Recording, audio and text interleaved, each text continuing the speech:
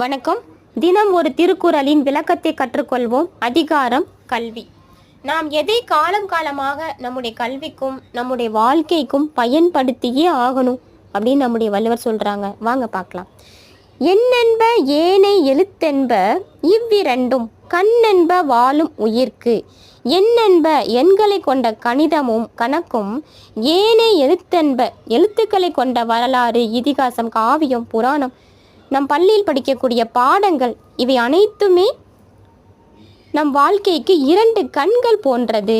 எண்களை கொண்ட கணிதமும் எழுத்தும் நம் வாழ்க்கைக்கு இரண்டு கண்களை போன்றது அப்படின்னு நம்முடைய வள்ளுவர் சொல்கிறாங்க.